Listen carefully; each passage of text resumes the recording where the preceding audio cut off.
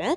இப்போது after 6 hours கழித்து பார்த்தோம் அப்படின்னா எல்லாமே வந்து நல்லா ட்ரை ஆகிடுச்சு. நான் யூஸ் பண்ணுற ரெசின் வந்துட்டு 6 ஹவர்ஸ் க்யூரிங் டைம், அதனால் சீக்கிரமாக ரெடி ஆகிடுச்சு. இப்போது நெக்ஸ்ட்டு வந்துட்டு இது எல்லாமே வந்துட்டு ஃபோட்டோ ஃப்ரிட்ஜ் மேக்னெட்டாக நான் செய்ய போகிறேன். So 3 different type of photo வந்துட்டு அந்த ஃப்ரிட்ஜ் மேக்னெட் சைஸில், அதாவது நம்ம ரெடி பண்ணி வச்சுருக்க அந்த மோல்டு சைஸ்லேயே வந்துட்டு கட் பண்ணி வச்சுருக்கேன். கட் பண்ணிவிட்டு அதுக்கப்புறம் ஒரு ஃப்ரிட்ஜ் மேக்னெட்டில் மட்டும் வந்துட்டு எனக்கு பிடிச்ச கோட்ஸ் அண்ட் பிடிச்ச ஸ்மைலீஸ் வந்துட்டு கட் பண்ணி வச்சுருக்கேன். இப்போது இது எல்லாத்தையுமே வந்துட்டு இதில் ஃபிக்ஸ் பண்ணிடலாம்.